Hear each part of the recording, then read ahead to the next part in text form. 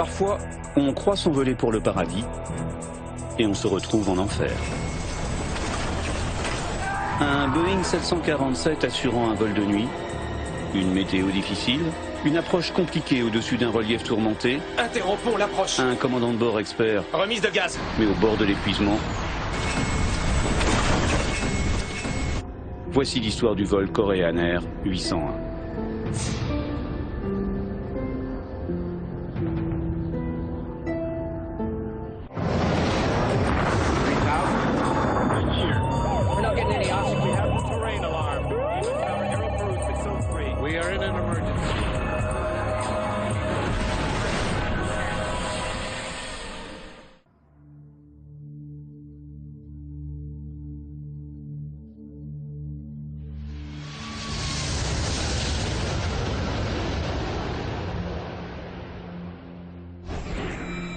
La colline Nimitz, sur l'île de Guam, dans l'archipel des Mariannes. Un des hauts lieux de la guerre du Pacifique entre Américains et Japonais, une des batailles les plus sanglantes de la Seconde Guerre mondiale. Presque 70 ans plus tard, la nature a repris ses droits. Et les chasseurs ont remplacé les soldats. Et au bruit des canons a succédé celui des réacteurs, car la colline est située exactement dans l'axe des pistes de l'aéroport d'Agana. Les appareils la survolent à très basse altitude, juste avant de se poser.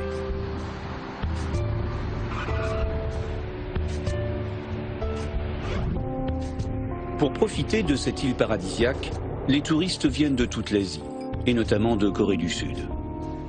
Précisément le 6 août 1997, un 747 de Korean Air est en route pour Guam. Le commandant de bord s'appelle Park Hyung-chol. C'est un ancien pilote militaire de 42 ans. Avec presque 9000 heures de vol, il est considéré comme un des meilleurs, voire le meilleur pilote de la compagnie. 2 mois auparavant, le PDG de Korean Air lui avait même remis une distinction spéciale pour sa parfaite maîtrise lors d'un atterrissage délicat d'un 747 victime d'une panne moteur. Mais le commandant ce soir est fatigué et de surcroît grippé. Coup sur coup, il vient d'assurer plusieurs longs courriers de nuit avec un important décalage horaire. En cabine, la plupart des touristes, coréens, japonais et occidentaux, somnolent en rêvant aux plages de sable blanc qui les attendent. Guam est rattaché aux États-Unis. Outre la présence de l'armée américaine qui occupe le tiers de l'île, la principale activité économique est le tourisme.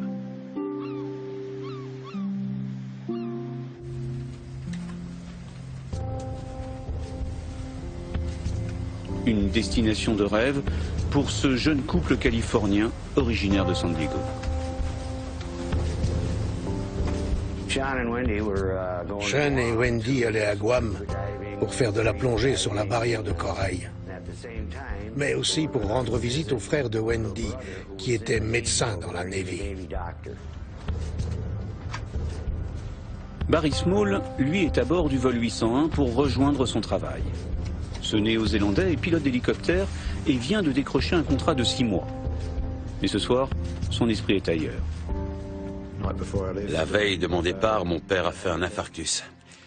Et je lui ai fait un massage cardiaque en attendant l'ambulance. Je voulais annuler mon contrat pour rester à ses côtés. Mais il a insisté pour que je retourne travailler. La météo est très instable sur le Pacifique Sud. Et de nuit, elle est souvent mauvaise. À 2 heures de sa destination, le vol 801 entre dans une zone dépressionnaire très agitée.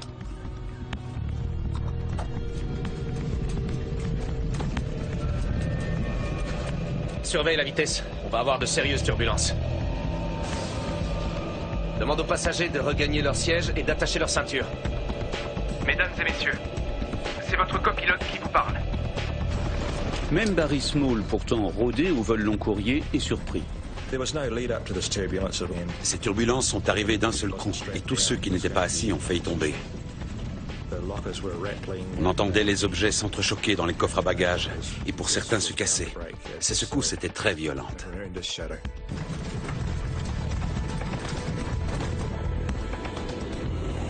Mais comme souvent, les turbulences ne durent pas. Et une fois la zone agitée traversée, le vol reprend son cours normal. On en est sorti. Dis-le aux passagers. Mesdames et messieurs, ici votre copilote. Nous sommes sortis de la zone de turbulence.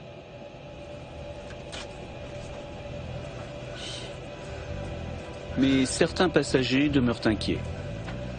Chut, ça va aller, Erika. On arrive bientôt. Madame, si ça ne vous dérange pas, je vais aller ranger vos bouteilles là-bas.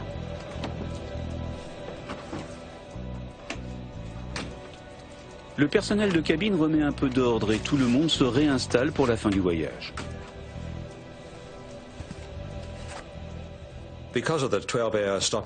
J'avais fait une escale de 12 heures à Séoul et je ne m'étais pas changé. Et dans ce climat tropical, vous imaginez bien que ce n'était pas très agréable. J'ai donc enlevé mes chaussures pour me mettre à l'aise.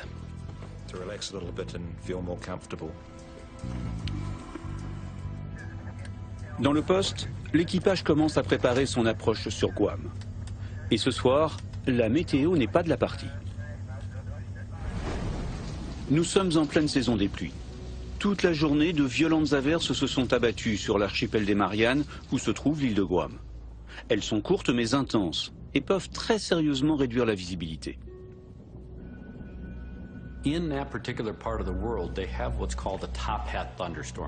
Cette région du monde est balayée par des orages tropicaux très brefs qui se forment à n'importe quel moment de la journée. Ils ne représentent pas un gros handicap pour l'approche. Ils gênent simplement la visibilité du pilote au moment où l'avion les traverse.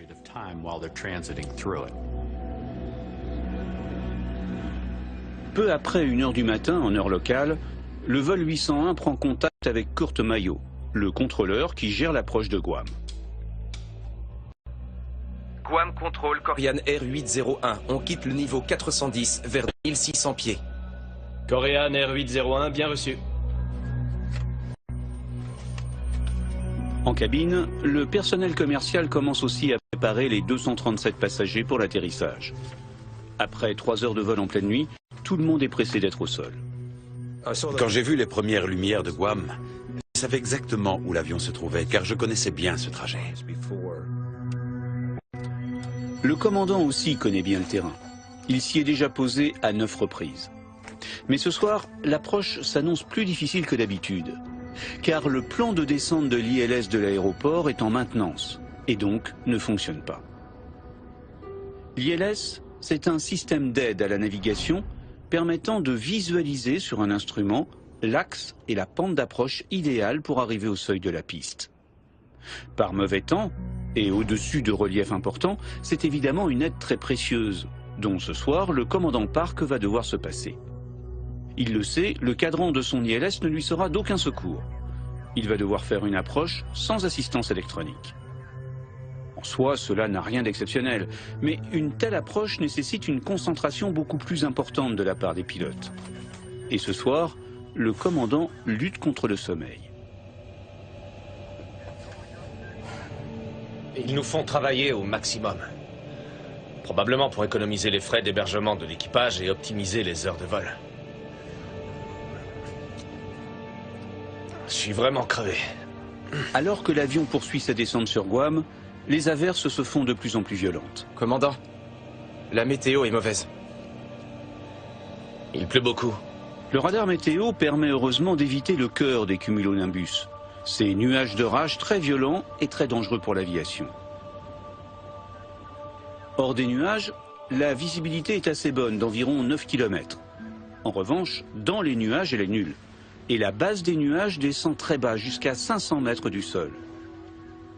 Avec l'aide du radar, le commandant essaie de slalomer entre les cellules orageuses. Demande un écart de 20 nautiques à gauche de la route. Guam approche Korean Air 801, demande 20 nautiques gauche pour notre descente.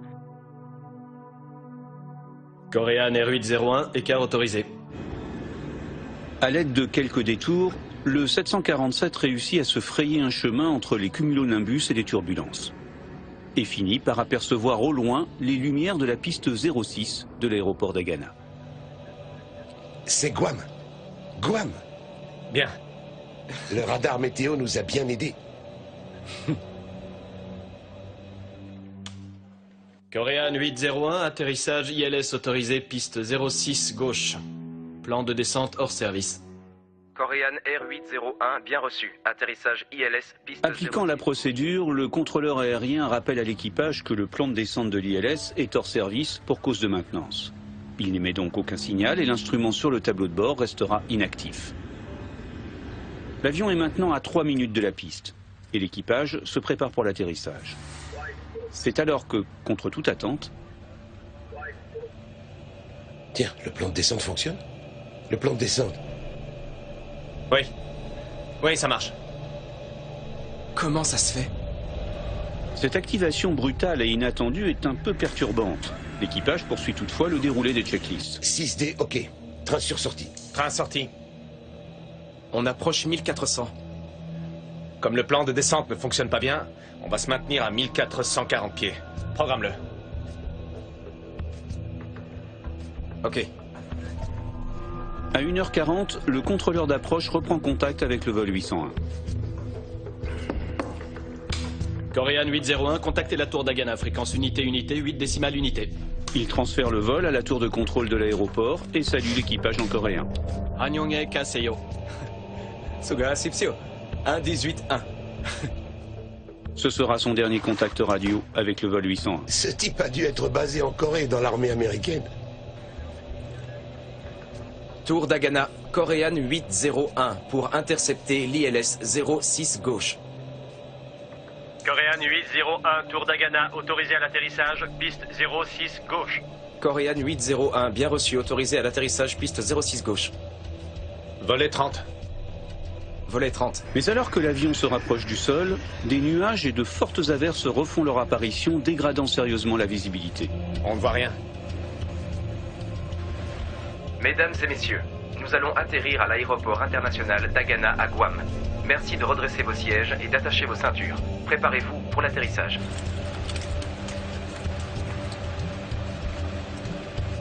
Rentre 560 pieds.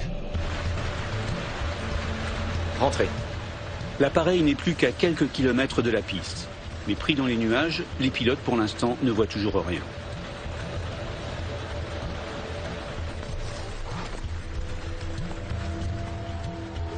En cabine, le personnel de bord, avant d'aller s'asseoir, procède aux dernières vérifications avant l'atterrissage. Le plan de descente, il fonctionne ou pas? Essuie-glace. C'est alors qu'une voix synthétique résonne dans le poste. C'est le GPWS, le système d'alarme de proximité du sol. Il se déclenche lorsque l'appareil se rapproche trop près de la surface du sol. En fait, l'avion n'est plus qu'à 150 mètres de hauteur et la piste n'est toujours pas en vue. Je connaissais ce trajet par cœur.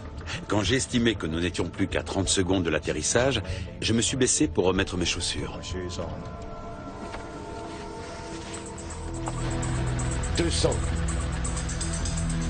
200 pieds, 60 mètres de hauteur et toujours aucune lumière du balisage de piste. Interrompons l'approche. Rien en vue. Toujours rien en vue, interrompons l'approche. Il faut remettre les gaz. Remise de gaz. Volet. Volet.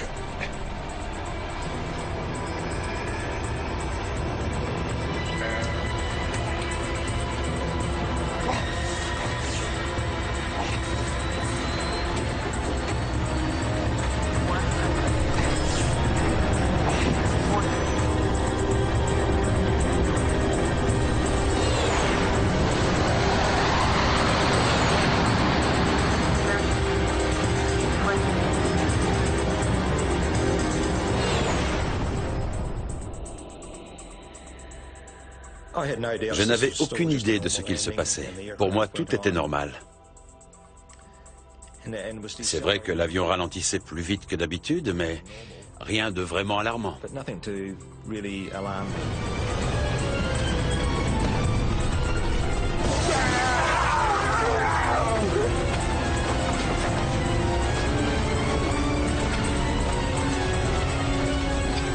C'était effroyable. L'appareil était sur le point de se casser. Tout ce que je voyais, c'était des bouteilles et des bagages qui dégringolaient.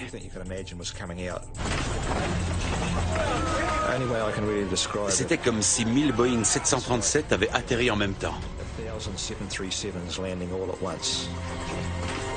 Le lourd 747 finit par s'arrêter dans un fracas épouvantable parmi les arbres de la colline Nimitz, à 4 km de la piste.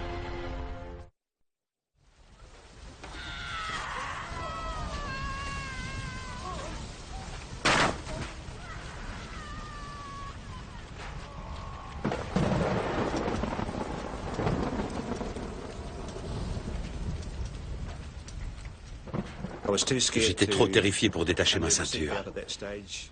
Je m'attendais à ce que la prochaine secousse nous précipite dans un ravin ou un truc comme ça.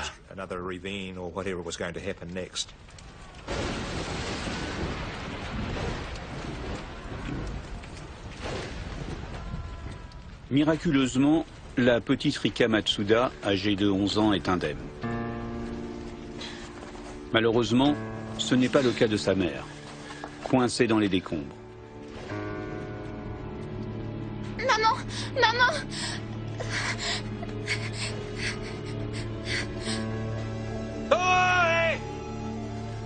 Barry Small, lui aussi, est blessé et est terrifié par l'incendie qui est en train de se déclencher. Le feu a pris à l'avant et s'est propagé vers l'arrière, dans ma direction. Il n'y avait pas de signalisation lumineuse, mais les flammes étaient si puissantes que je n'avais aucun mal à me diriger.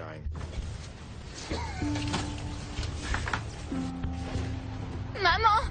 Maman!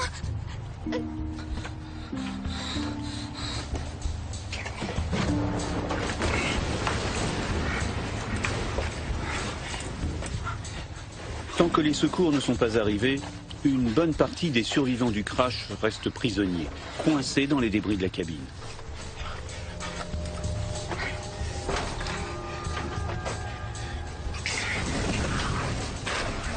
Korean 801 de Tour Dagana, vous me recevez?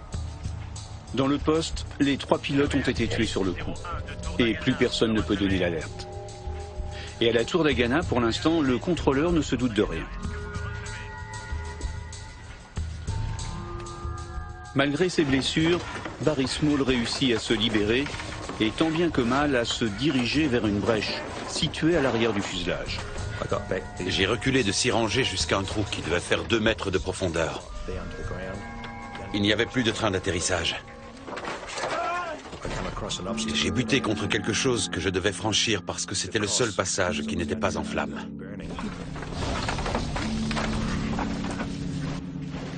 Hé, vas-y! Passe par-dessus! Maman!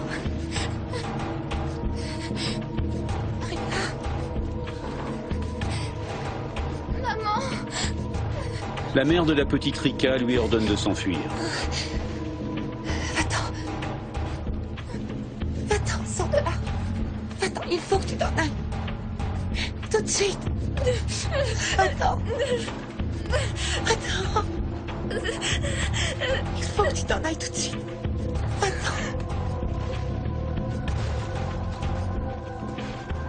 Le feu, alimenté par le kérosène des réservoirs, progresse rapidement. Alors qu'à l'aéroport, l'alerte n'a toujours pas été déclenchée.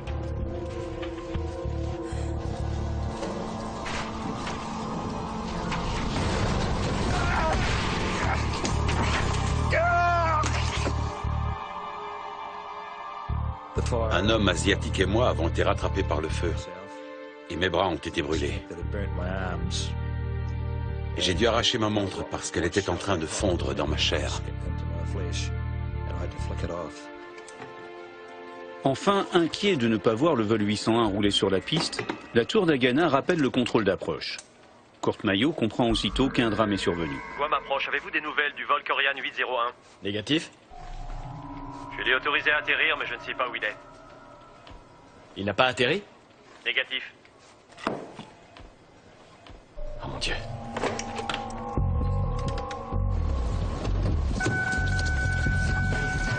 Cette fois, l'alerte est donnée et aussitôt les secours sont mobilisés. Je me disais, bon sang, où est ce 747? Est-il sur l'île, dans la mer? Qu'est-ce qui se passe?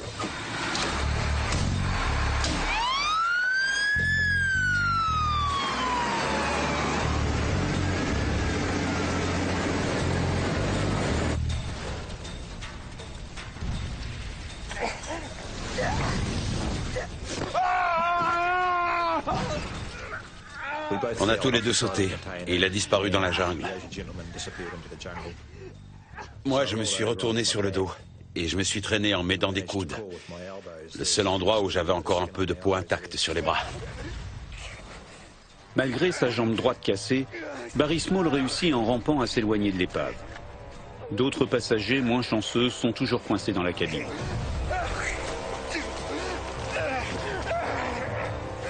J'avais l'impression d'être en plein champ de bataille ou dans un film.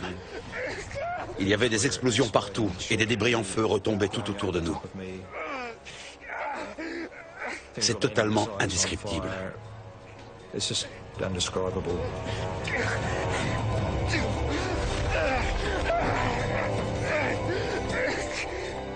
Pour rejoindre les lieux de l'accident, les équipes de secours ne peuvent emprunter qu'une seule route, qui longe la colline Nimitz.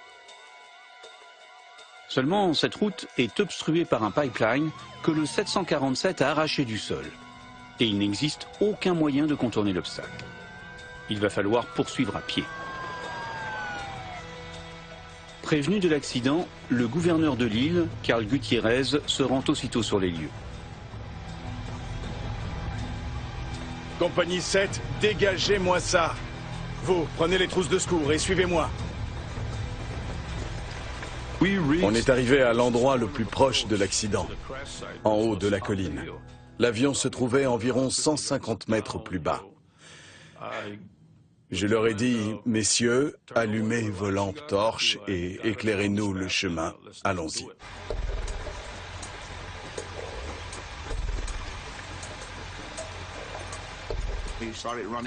On s'est mis à courir en se laissant guider par les cris des passagers, car il y avait beaucoup de végétation le long de la route.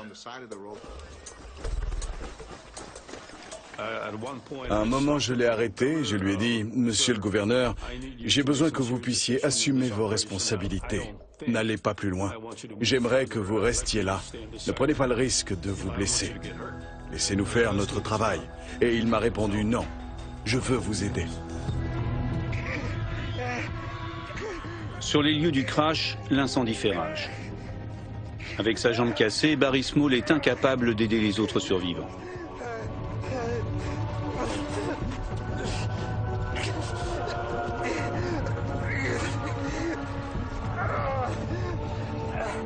Je suis resté là toute la nuit.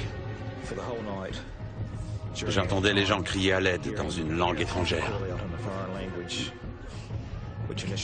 Au début, c'était des cris nets. Ensuite, quand le feu a redoublé d'intensité, c'est devenu des hurlements. Et puis après, alors même que le feu devenait plus fort, les cris se sont évanouis.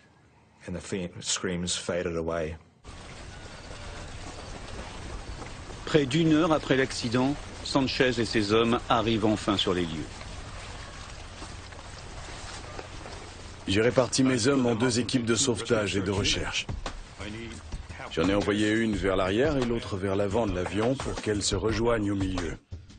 Je leur ai dit, on fait tout notre possible pour venir en aide aux survivants. Maman!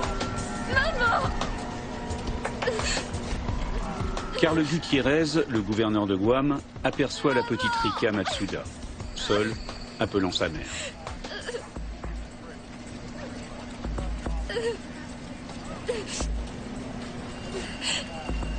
Ne pleure pas, mon petit ange. Ça va aller, ne t'inquiète pas.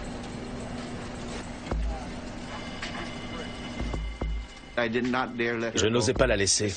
C'était comme si on était soudés ensemble, cette petite fille et moi. Et j'ai appris ensuite qu'elle avait 11 ans, mais elle avait l'air tellement plus jeune. Barry Small, lui, est découvert perdu dans les buissons par le chef des pompiers. Prenez ma veste. Il a enlevé sa veste de pompier et l'a mise sous ma tête pour que je sois plus à l'aise. Allez-y, ça ira pour moi. Plus tard, Il était vraiment désolé d'avoir à reprendre sa veste, mais il en avait besoin pour se protéger du feu pendant qu'il aidait les passagers à sortir de l'avion.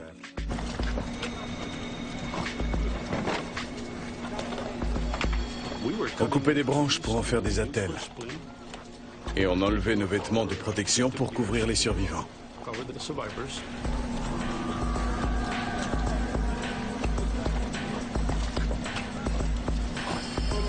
Rapidement, les secouristes comprennent qu'ils sont arrivés trop tard pour bon nombre de victimes. Mais les pompiers veulent être certains de ne laisser personne derrière eux. Et malgré les risques, le chef des pompiers envoie ses hommes fouiller la carlingue en flammes. Groupe 2, allez-y, commencez par l'arrière.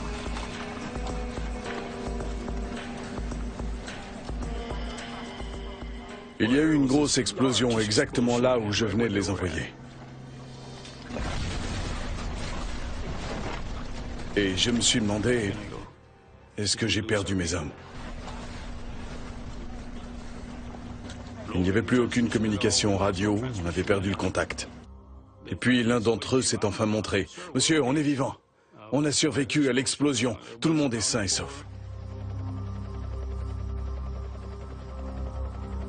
À l'aube, les dégâts apparaissent dans toute leur ampleur. La colline est un véritable champ de bataille. L'appareil a percuté le sommet, s'est brisé en morceaux avant de dévaler la pente sur plusieurs centaines de mètres. Le bilan est lourd. Sur les 254 passagers et membres d'équipage, on ne compte que 26 rescapés.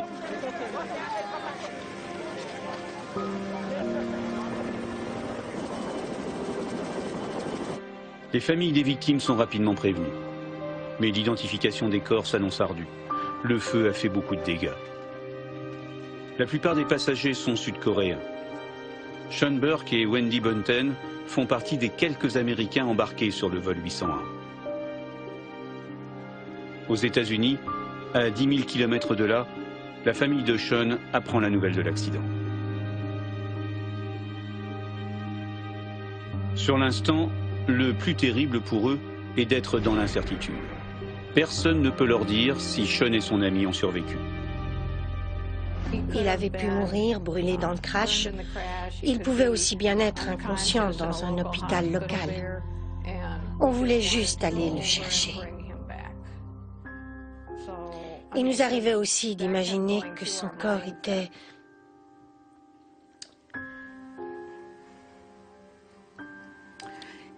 perdu quelque part dans cette colline.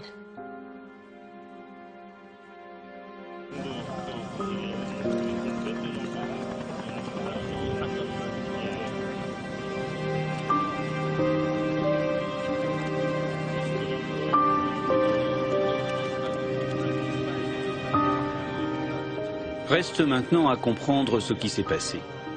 Comment et pourquoi le meilleur pilote d'une compagnie peut-il écraser son avion sur une colline à quelques kilomètres de la piste? Guam étant un territoire américain, l'enquête est confiée au NTSB, le Bureau national de la sécurité des transports. Greg Fess est désigné responsable des investigations. Il est un des premiers arrivés sur place, où la présence des familles en deuil rend le travail un peu plus difficile.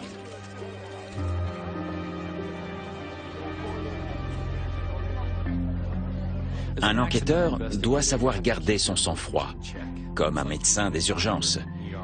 Vous voyez cette catastrophe, vous voyez cette tragédie se dérouler devant vous. Vous entendez toutes ces histoires dramatiques, surtout quand il s'agit d'enfants et de personnes innocentes. Et vous devez contenir vos émotions, parce que vous devez rester objectif. Il ne faut pas ressentir d'émotions pour être capable de faire ce travail efficacement. On était tous regroupés dans un bâtiment. Des familles entières étaient effondrées et en larmes. C'était horrible.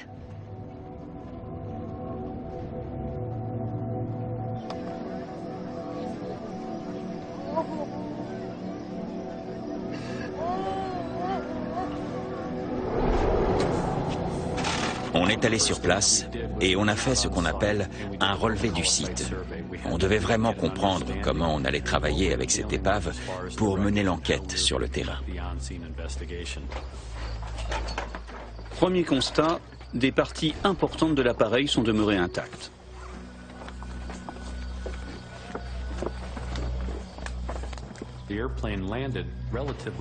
L'atterrissage avait été relativement bien contrôlé, mais il avait eu lieu sur les arbres de cette colline, et malheureusement à 5 km de l'aéroport.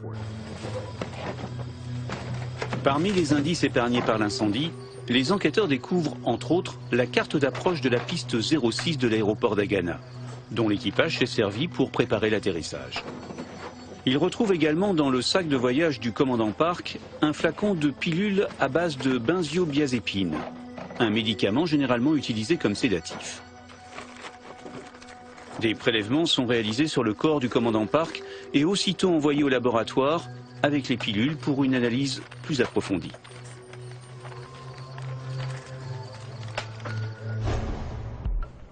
Évidemment, les 2 boîtes noires retrouvées sont immédiatement analysées. Elles permettent de retracer la trajectoire de l'appareil et de confirmer la première impression de Greg Fess. Le pilote a cru se poser sur la piste alors qu'il était au-dessus de la colline Nimitz. Question, pourquoi? Korean 801, atterrissage ILS autorisé, piste 06 gauche. Plan de descente hors service. Korean R801, bien reçu. Atterrissage ILS, piste 06 gauche autorisé. L'équipage savait que le plan de descente de l'ILS ne fonctionnait pas. Volet 30. Et donc il devait effectuer son approche en respectant certaines règles de sécurité. Alors maintenant, le pilote doit effectuer une procédure d'approche par palier à une altitude de 2000 pieds, disons. La DME permet de connaître la distance qui sépare l'avion de la balise ILS. Quand le pilote arrive à un point localisé par la DME, celle-ci lui donne une nouvelle altitude qu'il doit atteindre. En appliquant cette procédure, l'équipage aurait réalisé une approche en escalier en toute sécurité. Au lieu de cela, après le premier palier, l'appareil a poursuivi une descente lente mais permanente. Si vous ne respectez pas ces paliers et ces altitudes données, si vous volez en dehors de la carte d'approche, vous courez le risque de percuter un obstacle ou un relief. La deuxième boîte noire enregistre les sons dans le cockpit. Pour les enquêteurs, c'est évidemment un élément précieux afin de mieux comprendre le comportement et les décisions de l'équipage. Rentre 560 pieds. À 2 reprises, le commandant Park donne un ordre anticipé de descente. Mais l'enregistrement révèle également d'autres choses. L'enregistrement audio du cockpit nous a fourni de précieux renseignements. Un des indices que nous avons trouvé, c'est que l'équipage était fatigué. Je suis vraiment crevé. Il s'agissait d'un vol charter de nuit qui a peut-être perturbé leur horloge interne. Normalement, ils volaient de jour. Là, leur corps leur disait qu'ils devraient dormir parce qu'il faisait nuit dehors. Le commandant qui était grippé aurait-il en plus pris des médicaments sédatifs? Sur ce point, les résultats du laboratoire sont formels. Le commandant Park n'avait absorbé aucune substance médicamenteuse durant les heures précédant l'accident. Greg Fess décide alors de se concentrer sur la discussion dans le poste à propos de l'ILS et du plan de descente. Tiens, le plan de descente fonctionne? Le plan de descente? Oui. Oui, ça marche. Comment ça se fait?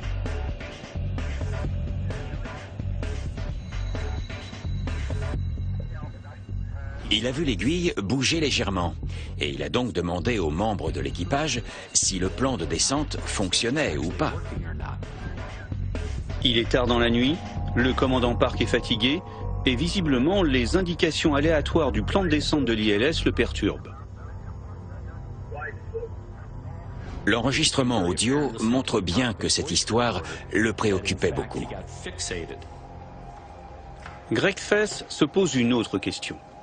Pourquoi le plan de descente de l'ILS semblait fonctionner par intermittence? Le problème venait-il du tableau de bord de l'appareil ou au sol de la balise ILS qui était en maintenance? Il fait appel à un spécialiste en navigation. J'ai passé du temps sur la transcription pour essayer de déterminer les erreurs de navigation et pourquoi un bon avion s'était trouvé au mauvais endroit. Et aussi pour comprendre l'apparente confusion de l'équipage qui semblait penser que le plan de descente fonctionnait, au moins de temps en temps. Nelson Sponheimer envoie à Guam une équipe de techniciens pour vérifier une hypothèse. Et si les instruments du 747 avaient été parasités par les signaux émis par la base militaire voisine, donnant ainsi de fausses indications sur le plan de descente? Le récepteur ILS qui capte le plan de descente peut répondre à des signaux émis par d'autres balises au sol, en particulier lorsque la balise sur laquelle il est réglé ne fonctionne pas. S'il y a des signaux parasites sur la fréquence et qu'ils envoient la bonne information, ils peuvent provoquer des mouvements intermittents de l'aiguille du plan de descente. Rentre 560 pieds. Rentrez. Mais un tel parasitage ne pourrait pas être permanent. Et l'indicateur du plan de descente fonctionnerait alors par intermittence, un peu comme si quelqu'un s'amusait avec un interrupteur.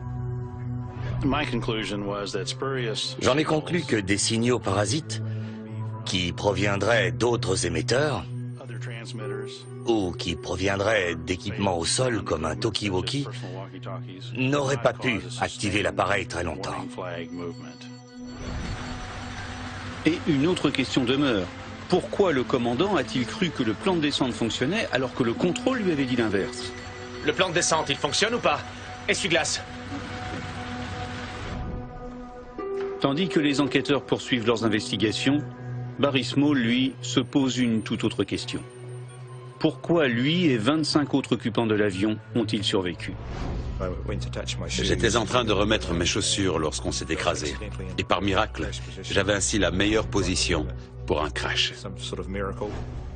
L'homme est pilote d'hélicoptère et technicien aéronautique en formation. Et l'accident a généré chez lui quelques idées précises. Je suis persuadé que des changements doivent être effectués à bord des avions. Il est convaincu que la barre horizontale située à l'arrière des sièges lui a fracturé une des deux jambes. Je me suis cassé la jambe droite lorsqu'elle a été projetée vers l'avant contre la barre. Ma jambe gauche, elle, a été sauvée par mon sac.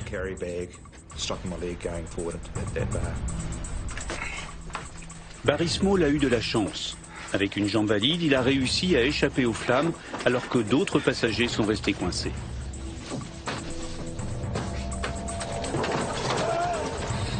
Maman! La jeune Rika, elle aussi, a eu de la chance. Ses jambes, plus courtes que celles d'un adulte, n'ont pas percuté la barre transversale au moment de l'impact. À peu près indemne, elle a pu s'échapper de la carlingue. En revanche, sa mère, elle, n'a pas survécu. Barry Small est également persuadé que le feu qui s'est déclaré à bord de l'avion aurait pu être évité. Ils estiment que les coffres à bagages contenaient plus de 462 litres d'alcool inflammable. Si l'avion avait été plein, cette quantité aurait été multipliée par 2. Pour lui, sous la violence de l'impact, l'alcool s'est échappé des bouteilles brisées.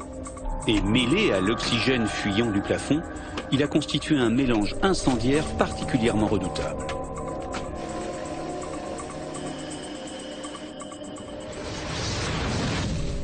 Pourquoi prendre le risque d'avoir côte à côte de l'alcool et de l'oxygène?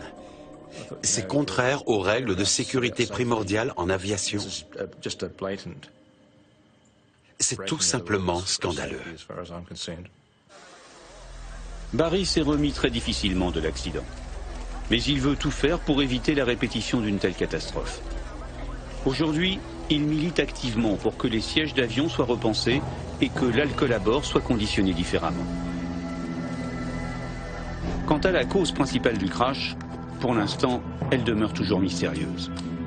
Comment un excellent pilote à bord d'un avion en parfait état de marche peut-il se poser sans visibilité en pleine nuit à 5 km de la piste? Les enquêteurs ont bien découvert que la carte d'approche utilisée par l'équipage était obsolète depuis 6 mois. Mais la mise à jour de la carte n'entraînait pas de changement significatif. Bref, ce n'est pas suffisant pour expliquer l'accident.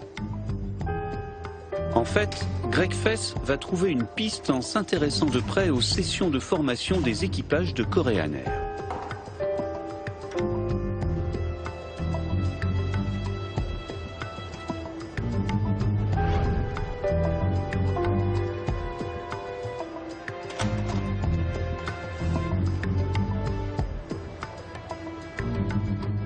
On a découvert que la formation reçue chez Korean Air se basait uniquement sur des approches avec la DME localisées sur l'aéroport.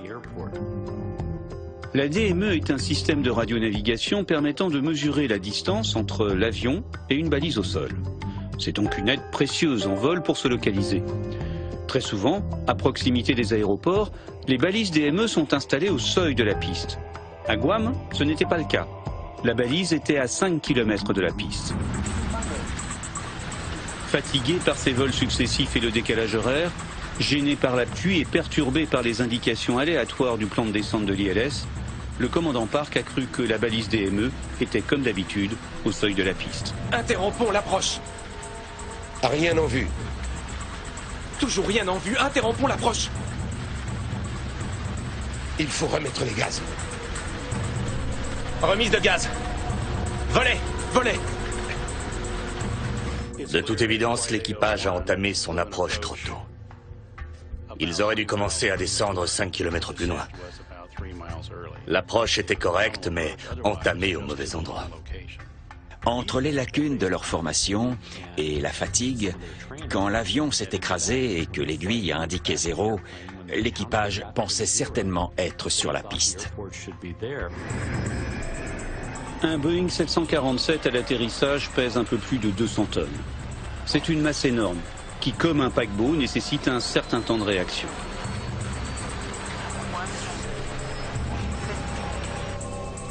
Sans visibilité et se fiant à leurs seuls instruments, les pilotes étaient persuadés d'atterrir sur la piste 06. Lorsqu'ils ont compris leur erreur, malheureusement, il était trop tard.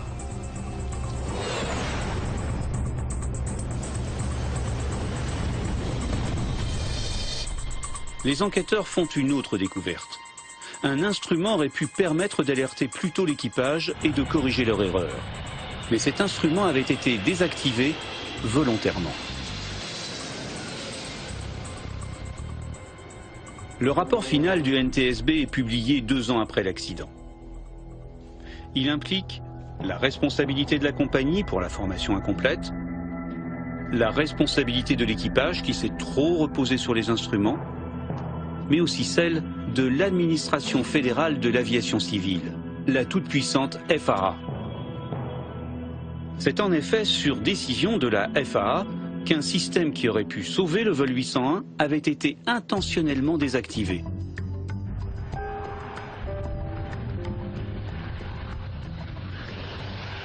Le MSO est un système d'alerte d'altitude minimum de sécurité.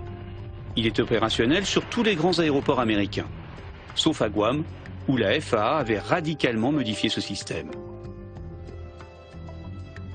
Le MSO permet de surveiller par radar l'altitude d'un appareil lors de sa phase d'approche. S'il descend par erreur en dessous du plancher de sécurité, aussitôt, une alarme apparaît sur l'écran du contrôleur qui peut alors prévenir l'équipage. Mais à Guam, le système se déclenchait souvent par erreur.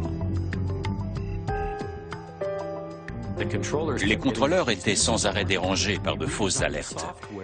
Ils ont donc modifié le logiciel et déplacé la zone de contrôle du MSO, qui a donc perdu toute utilité. Résultat, au lieu de surveiller les avions en approche finale de l'aéroport, le système à Guam assurait une surveillance à plus de 80 km de la piste, au-dessus de l'océan.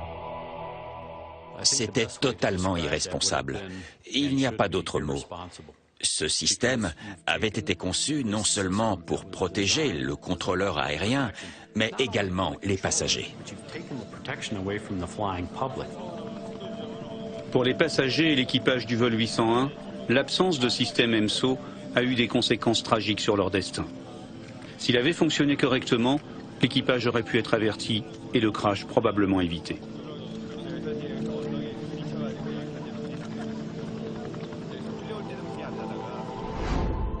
Les pilotes ne souhaitaient pas mourir. Ils avaient une famille. Personne ne voulait mourir. On ne peut pas leur en vouloir. Personne ne voulait se retrouver dans cette situation. C'est juste quelque chose qui est arrivé. Pour Barry Small, les années qui ont suivi l'accident furent éprouvantes et frustrantes. L'aviation civile de son pays, la Nouvelle-Zélande, a bien reconnu le risque potentiel généré par la présence d'alcool à bord des avions, mais aucune mesure ne fut décidée. Quant à la structure des sièges, il n'a obtenu aucune modification spécifique.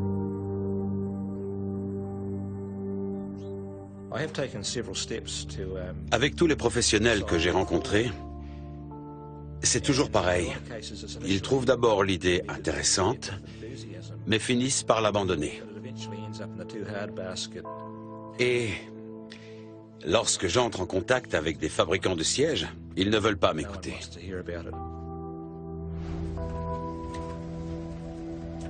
Trop abîmé, le corps de Sean Burke n'a jamais été officiellement identifié, contrairement à celui de son amie Wendy.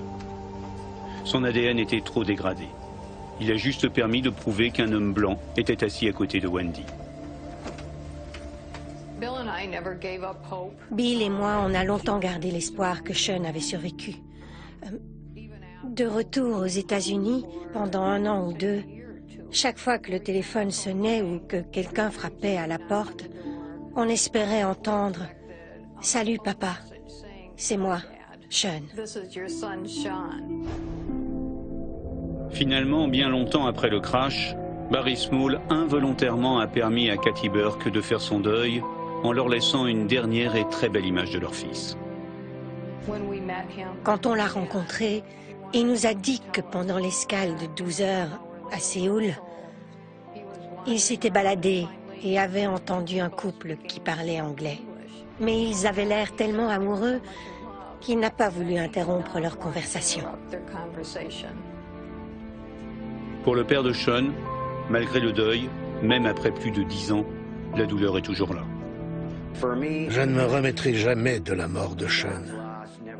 Oh, je ne suis ni moins triste, ni plus triste qu'au début. Rien n'a changé. Tous les autres s'en sont remis et c'est normal.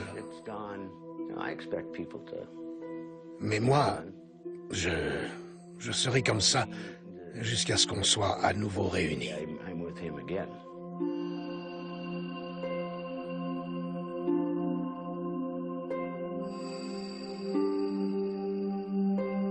Quant à Barry Small, il est partagé entre la colère et la reconnaissance. Lui, au moins, a eu la chance de survivre. De nombreuses personnes m'ont dit que je n'avais pas survécu par hasard.